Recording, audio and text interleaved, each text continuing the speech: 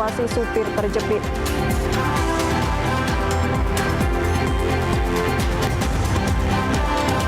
Pelaku pembunuhan wanita di kebun singkong ditangkap.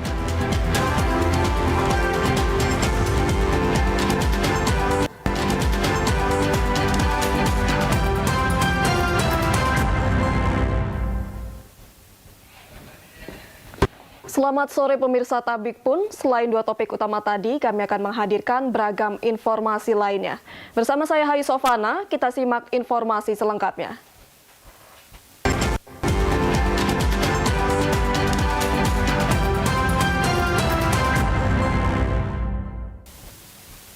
Ya, mengawal informasi pertama, saudara, kecelakaan beruntun di Jalan Soekarno-Hatta Bypass Raja Basa, Bandar Lampung yang melibatkan 2 mobil Fuso dan 1 unit minibus mengakibatkan salah seorang supir terjepit. Supir berhasil diselamatkan setelah mendapatkan bantuan dari warga. Saat beberapa warga berusaha mengevakuasi seorang sopir Fuso yang terjepit usai mengalami kecelakaan beruntun di Jalan Soekarno-Hatta Bypass Raja Basa, Bandar Lampung. Dengan alat seadanya, sejumlah warga berhasil mengeluarkan sopir yang terhimpit tersebut. Selanjutnya, sopir beserta kernetia dibawa langsung ke rumah sakit terdekat. Salah seorang pengemudi minibus, Mina, mengatakan kecelakaan beruntun terjadi saat mobil yang dikendaranya berhenti dan hendak berputar arah ke U-turn di Waihalim. Tiba-tiba mobil Fuso bernomor polisi BE 8376PR menabrak mobil Fuso yang ada di depannya, sehingga mobil Fuso tersebut menabrak bagian belakang minibus. Akibat kejadian itu, sopir Fuso yang berada di belakang terjepit dan harus dibantu warga untuk dievakuasi. Beruntung sopir terselamatkan dan hanya mengalami luka di bagian kedua kakinya. Ya. Udah berhenti di belakang saya, mobil ini ngebut, mundur dari belakang dia. Terus? Mobil saya hancur. Jadi mobil apa? Bapak posisi di depan? Iya, di depan mobil truk itu. Oh, di belakang mobil itu? Di depan mobil truk itu. Oh, jadi tetap beruntun ya Pak ya? Alfian Dendra, TVRI Lampung, melaporkan. Saudara, misteri wanita yang ditemukan tewas di perkebunan singkong di Kabupaten Tulang Bawang akhirnya terungkap. Pelaku tak lain merupakan calon suami korban sendiri yang sakit hati lantaran dituduh menggunakan uang korban. Misteri tewasnya wanita bernama Tia Septiana yang mayatnya ditemukan di perkebunan singkong di kawasan Desa Tridharma Wirajaya, Kecamatan Banjar Agung, Kabupaten Tulang Bawang. Pada Minggu pagi lalu akhirnya terungkap. Pelaku tak lain merupakan calon suami korban bernama Salman, warga Tridharma Wirajaya, Kecamatan Banjar Agung, Kabupaten Tulang Bawang. Pelaku berhasil diamankan petugas kurang dari 24 jam usai jenazah korban ditemukan. Pelaku diamankan saat berada di seputaran TKP ditemukannya jenazah korban. Dari hasil pemeriksaan sementara terungkap pelaku telah merencanakan aksi pembunuhan keji tersebut. Motif pelaku menghabisi nyawa calon istrinya yang dalam kondisi hamil tersebut karena dipicu rasa sakit hati lantaran pelaku dituduh menggunakan uang korban sebanyak 80 juta rupiah serta belum siap menikah dengan korban. Sakit hati, Pak. Sakit hati kenapa, Mas? Itu apa itu difitnah makan uang dia sebanyak 80 juta itu, Pak. Berapa? 80 juta. 80 juta. Iya. Selain mengamankan pelaku, petugas juga menyita sejumlah barang bukti di antaranya pakaian korban, 2 unit kendaraan sepeda motor dan HP milik korban. Sedangkan senjata tajam yang digunakan pelaku untuk menghabisi nyawa korban masih dalam pencarian lantaran sempat dibuang ke aliran sungai oleh pelaku. Untuk mempertanggungjawabkan perbuatannya, pelaku kini mendekam di balik jeruji sel Mapolres Tulang Bawang. Pelaku dijerat dengan pasal 340 tentang pembunuhan berencana dengan ancaman hukuman maksimal penjara seumur hidup atau hukuman mati.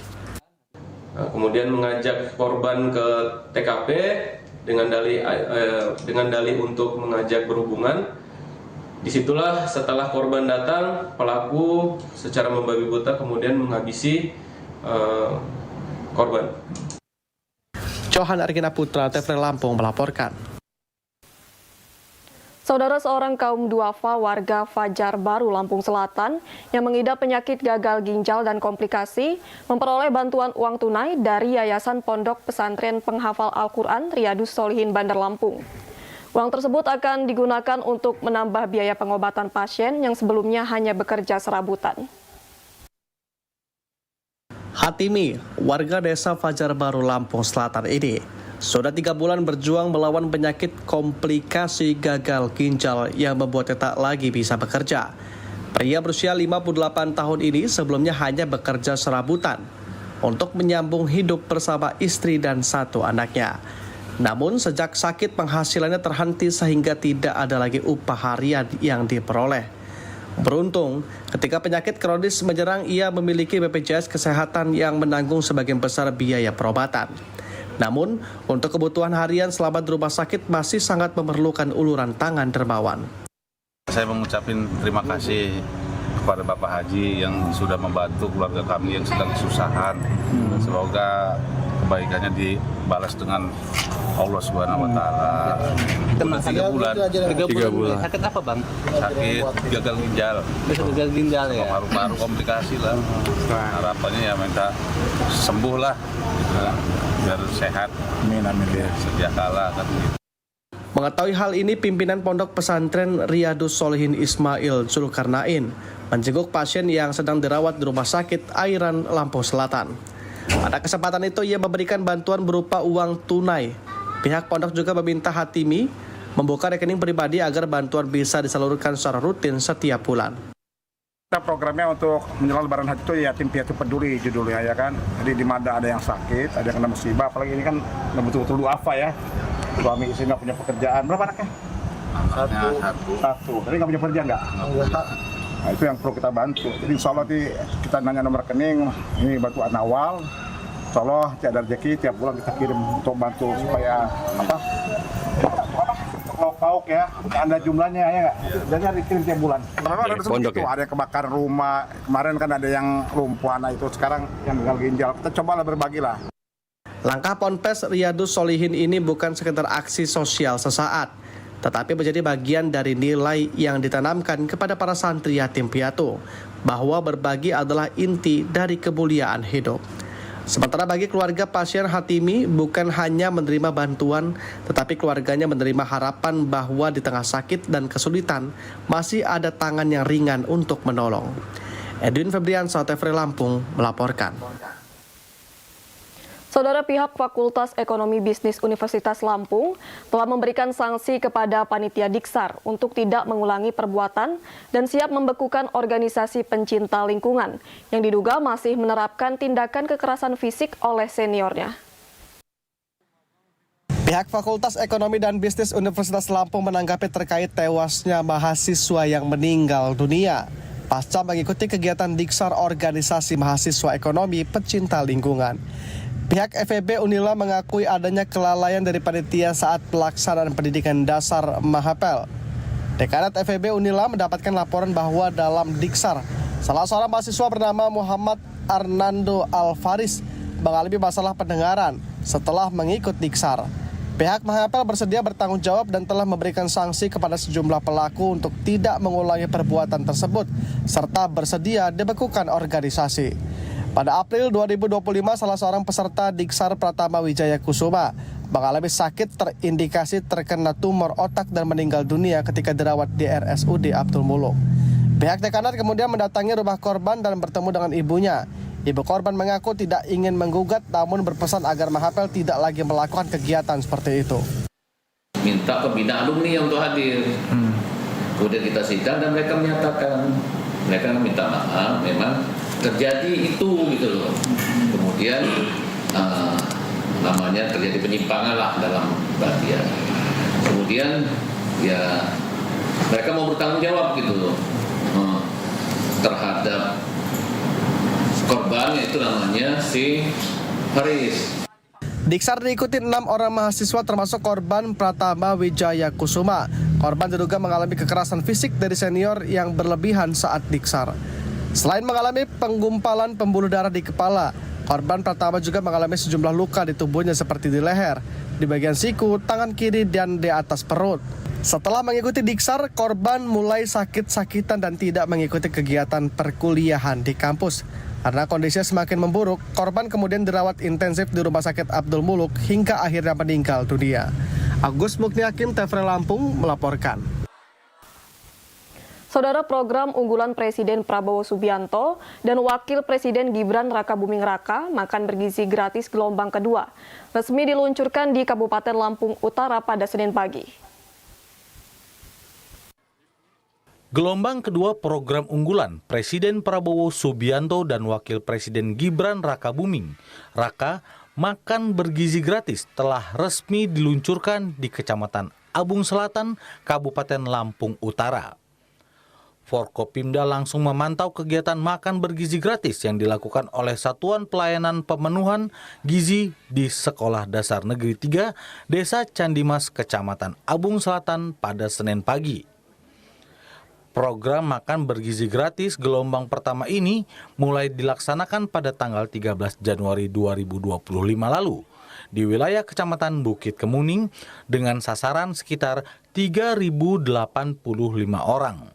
Sementara gelombang kedua yang berada di Kecamatan Abung Selatan menyasar sekitar 2.300 penerima makan bergizi dan radius maksimal 5 km dari dapur masak. Siswa kelas 5 SD Rifki Kurniawan sangat senang dengan adanya makan bergizi gratis. Ia berharap program ini rutin setiap hari diadakan. Sementara MBG ini merupakan program andalan Presiden untuk memberikan keadilan bagi masyarakat dalam mendapatkan makanan bergizi. Enak. Senang ya? Senang. Apa aja yang kita dapat? Ini sayuran wortel, ayam, tahu, sama pisang. Di dalam makanan tersebut pula tidak ada SOP yang diterapkan oleh Badan Gizi Nasional tentang porsinya. Jadi kita berharap nanti ke depan semua anak-anak sekolah kita yang menjadi prioritas program makan bergizi ini dapat menikmati langsung. Aji Rezanudin dari Lampung Utara melaporkan. Pemirsa, informasi selanjutnya akan kami hadirkan usai jeda berikut. Tetaplah bersama kami. Jika alam bisa berbicara, dia akan menggenggam tangan kita, mengajak berlari ke hutan, bernyanyi bersama bunga yang mekar, dan sungai yang mengalir jernih. Setiap pohon adalah nafas, namun aku terluka oleh tangan-tangan yang tidak menjaga.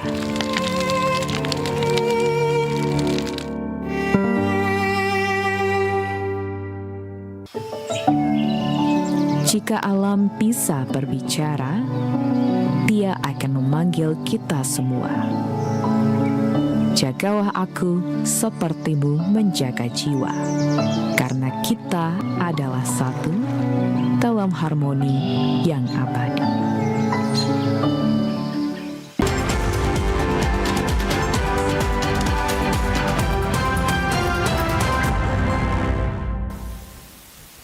Terima kasih Anda masih bersama kami dalam Lampung hari ini. Saudara, tak terasa saat ini pemerintah baru Provinsi Lampung telah memasuki masa lebih dari 100 hari kerja. Lalu bagaimana capaian kerja pemerintah baru Provinsi Lampung?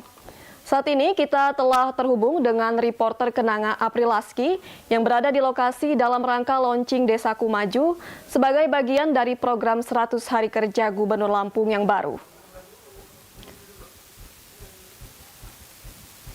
Selamat sore Kenanga, silakan laporan Anda. Terima kasih, selamat sore Hayu dan juga pemirsa setia TVRI di dimanapun Anda berada. Dapat saya laporkan secara langsung dari Kabupaten Lampung Utara bahwa hari ini Gubernur Lampung Rahmat Mirzani Jausal bersama rombongan tiba di Desa Wonomerto, Lampung Utara pukul 9 pagi tadi.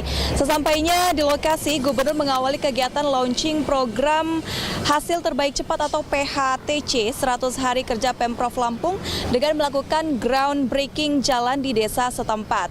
Jalan itu rencananya akan dibangun kurang lebih sekitar 800 meter dan untuk menjalankan program ini Pemprov meluncurkan dana dengan total 2 miliar yang rinciannya untuk pembangunan jalan, mesin dryer, advokasi, pupuk organik cair, dan lainnya.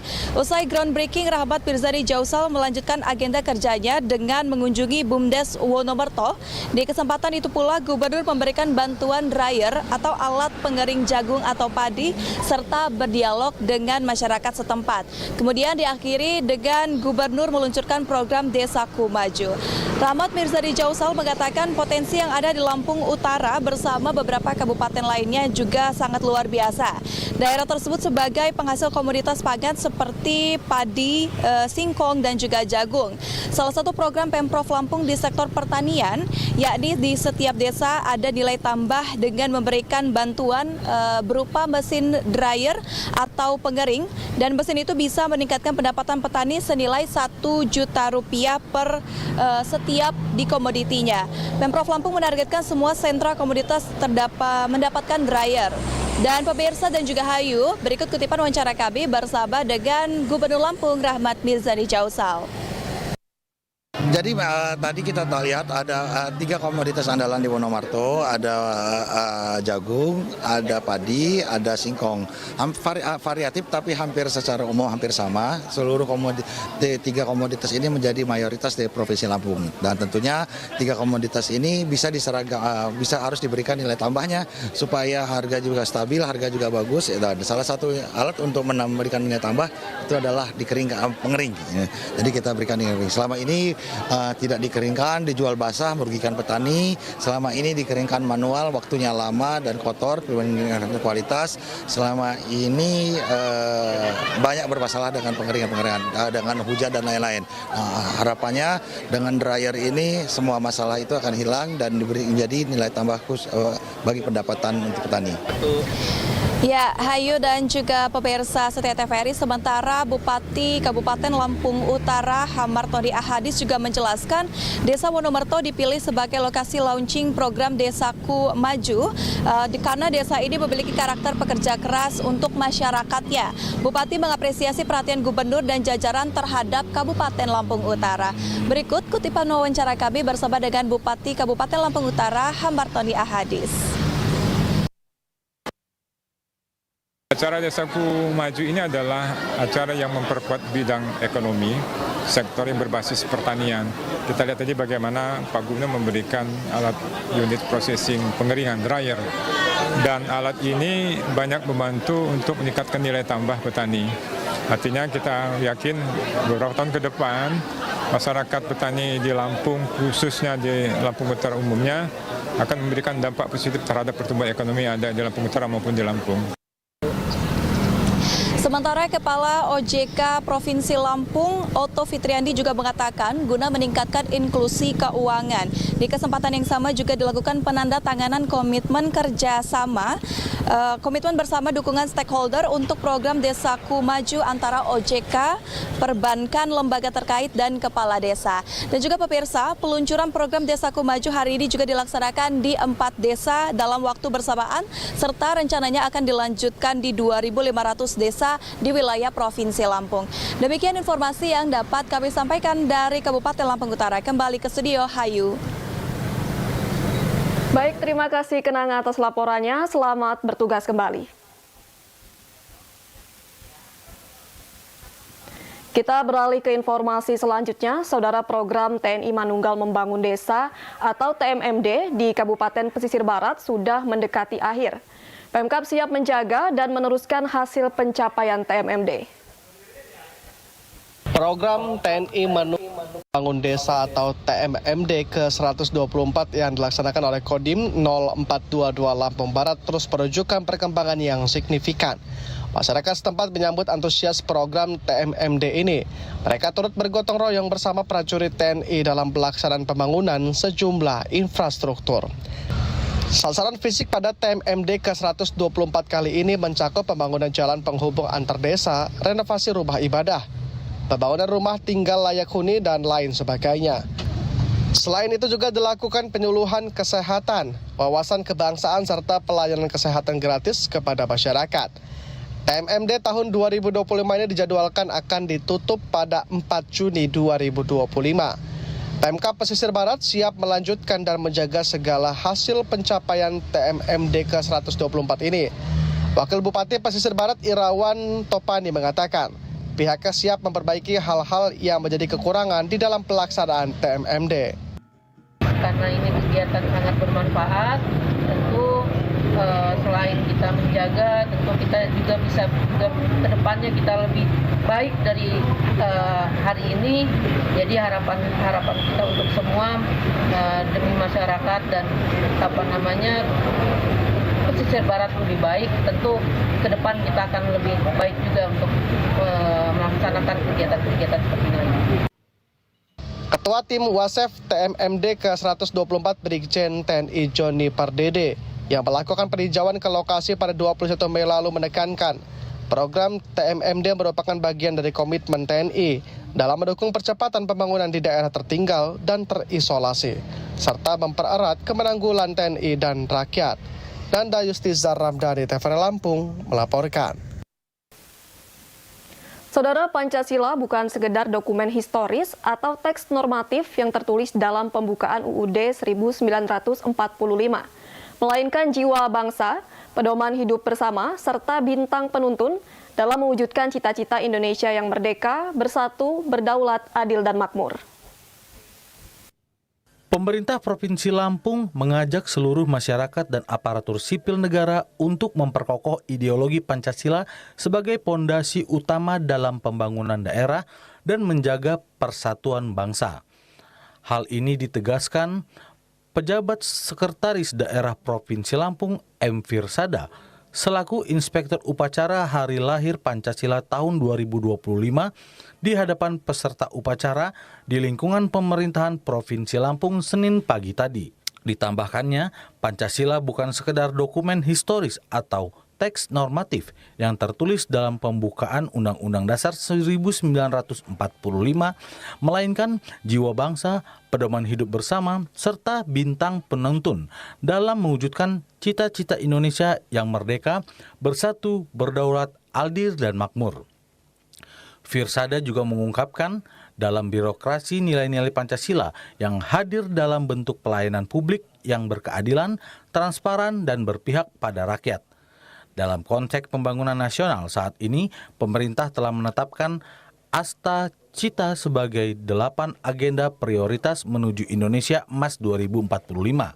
Yang paling fundamental dalam Asta Cita tersebut adalah memperkokoh ideologi Pancasila, demokrasi, dan hak asasi manusia. Menurutnya, dalam era globalisasi dan digitalisasi yang semakin kompleks, tantangan terhadap Pancasila pun semakin nyata. Penyebaran paham-paham ekstremisme, radikalisme, intoleransi, hingga disinformasi mengancam kohesi sosial. Jika ingin mewujudkan Indonesia Raya, maka tidak ada jalan lain selain memastikan bahwa Pancasila telah menjadi jiwa dalam setiap denyut nadi pembangunan. Agus Mukni Hakim, TVRI Lampung melaporkan. Saudara, Badan Pusat Statistik Provinsi Lampung mencatat pada Mei 2025 inflasi year-on-year Provinsi Lampung sebesar 2,12%. Inflasi terjadi karena adanya kenaikan harga yang ditunjukkan oleh naiknya sebagian besar indeks atau inflasi kelompok pengeluaran. Berdasarkan data BPS Lampung pada Mei 2025 terjadi inflasi year-on-year Provinsi Lampung sebesar 2,12% dengan indeks harga konsumen sebesar 109,71. Inflasi tertinggi terjadi di Kabupaten Lampung Timur sebesar 2,24% dengan IHK sebesar 112,44 dan terendah terjadi di Kota Metro sebesar 1,87% dengan IHK sebesar 107,39. Ahli Madya BPS Provinsi Lampung Muhammad Ilham Salam menyatakan inflasi year-on-year terjadi karena adanya kenaikan harga yang ditunjukkan oleh naiknya sebagian besar indeks atau inflasi kelompok pengeluaran. Di antaranya kelompok makanan, minuman, dan tembakau yang mengalami inflasi 2,67%. Kelompok pakaian dan alas kaki 0,46%, serta kelompok perumahan air, listrik, dan bahan bakar rumah tangga 1,55%. Sedangkan kelompok pengeluaran yang mengalami penurunan indeks atau deflasi diantaranya kelompok perlengkapan, peralatan dan pemeliharaan rutin rumah tangga 0,44%. Dan kelompok informasi, komunikasi, dan jasa keuangan mengalami inflasi 0,77%. Sementara tingkat inflasi month-to-month Mei 2024 tercatat deflasi 0,58% dan tingkat inflasi year-to-date Mei 2025 mengalami inflasi 1,18%. Hendra Musada, TVRI Lampung melaporkan. Saudara, sebelum Anda memulai aktivitas esok hari, penting untuk mengetahui kondisi cuaca terkini agar semua rencana berjalan lancar. Untuk itu sebelumnya pastikan Anda telah memiliki informasi mengenai perakiraan cuaca. Dan berikut kami sampaikan informasi perakiraan cuaca esok, Rabu 4 Juni 2025, yang disampaikan forecaster Badan Meteorologi, Klimatologi, dan Geofisika BMKG Lampung. Assalamualaikum warahmatullahi wabarakatuh. Tabik pun. Selamat sore Sobat BMKG dan pemirsa TVRI Lampung dimanapun Anda berada.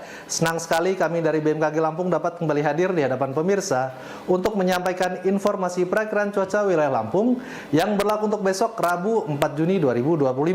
Sama saya Febri Surgiansah, berikut informasi selengkapnya. Pada pagi hari, secara umum wilayah Lampung diperkirakan cerah berawan hingga berawan, dan pada siang hari, secara umum wilayah Lampung diperkirakan hujan dengan intensitas ringan hingga sedang di sebagian besar wilayah Lampung. Sedangkan untuk malam hari, secara umum wilayah Lampung masih diperkirakan cerah berawan hingga berawan, namun masih terdapat potensi hujan dengan intensitas ringan hingga sedang di wilayah Lampung Barat, Waikanan, Lampung Utara, dan Lampung Tengah. Sedangkan untuk dini hari, secara umum wilayah Lampung masih diperkirakan cerah berawan hingga berawan, namun terdapat potensi hujan dengan intensitas ringan di wilayah Lampung Selatan. Pemirsa TVRI Lampung, kami mengingatkan bahwa informasi yang kami berikan merupakan gambaran umum perakiraan cuaca di wilayah masing-masing. Bagi pemirsa yang ingin mengetahui informasi perakiraan cuaca khusus yang diupdate setiap 3 jam sekali, pemirsa dapat memantau melalui aplikasi Info BMKG yang dapat diunduh melalui Play Store dan juga App Store. Demikianlah yang dapat kami sampaikan. Terima kasih atas perhatiannya. Wassalamualaikum warahmatullahi wabarakatuh. Ya, pemirsa, informasi tadi sekaligus menutup perjumpaan kita dalam Lampung hari ini. Tetap saksikan Lampung hari ini setiap hari Senin hingga Jumat pukul 15 waktu Indonesia bagian Barat. Akhirnya saya Hayu Sofana mewakili segenap kru yang bertugas mengucapkan terima kasih atas kebersamaan Anda. Selamat sore dan sampai jumpa.